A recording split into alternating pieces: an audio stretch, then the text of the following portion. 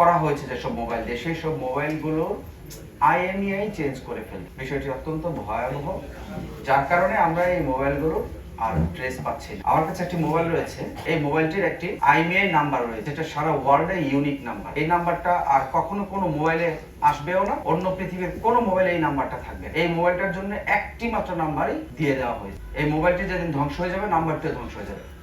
এই মোবাইলের IMEI number change হওয়ার কোনো সুযোগ নেই। কিন্তু আমরা যে চক্রটিকে অ্যারেস্ট করতে সমর্থ হয়েছি, সেই চক্রটি এই মোবাইলটির, আমরা এরকম বেশ কয়েকটি মোবাইল উদ্ধার করেছি, এই মোবাইলটির IMEI নাম্বার চেঞ্জ করে এখন এই মোবাইলটিতে তার পূর্বের যে অরিজিনাল IMEI নাম্বার সেটি আর নাই। পাঞ্জাবের জগতে একটি বিশ্বস্ত নাম, শাবাব এথনিক ওয়্যার।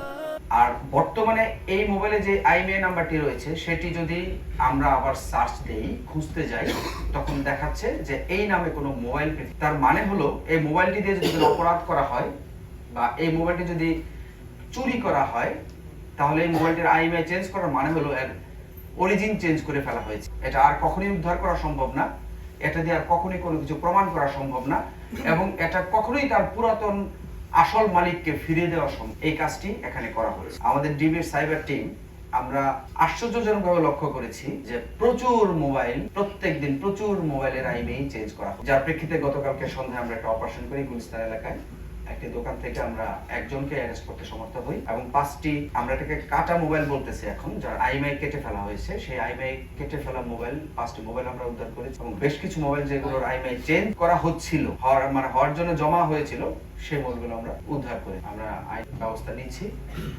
আপনাদের মাধ্যমে সমগ্র ঢাকাবাসীকে আমরা একটি অনুরোধ করতে চাই যে আমাদের এই টিম এখন এই চক্রগুলোকে ধরার জন্য ব্যাপক অভিযান পরিচালনা, সকল দোকান মালিক, জনসাধারণকে আমরা সহায়তা করার জন্য আমাদের অনুরোধ করব, এবং আমাদের অপারেশন চলাকালীন সময় আপনারা আমাদের কাছে জানতে চাই আমরা কেন অপারেশন, কোন প্রকার অনাকাঙ্ক্ষিত মব বা অনাকাঙ্ক্ষিত ঘটনা, অনাকাঙ্ক্ষিত পরিস্থিতি সৃষ্টি করে ডিবি পুলিশকে সাধারণ জনগণের মুখোমুখি দাঁড় করানোর চেষ্টা করবেন না। ধন্যবাদ সবাইকে।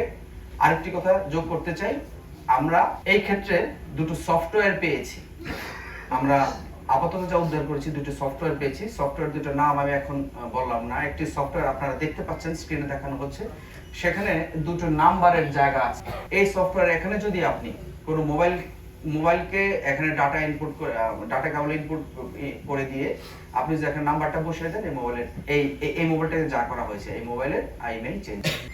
ধন্যবাদ সবাইকে, আমাদেরকে সহায়তা করবেন। আমরা আরো অনেক অপারেশন করব, আমরা ফলো আপ অপারেশন করব, আমরা সারাশি অভিযান করছি অলরেডি। আপনাদের সহায়তা কামনা করছি, প্রত্যেক দোকান মালিকের সহায়তা কামনা করছি। ভাই একটু প্রশ্ন আছে, সেটা হচ্ছে এরকম চক্র রাজধানীতে কতগুলো আপনারা ফেস করতে পারেন?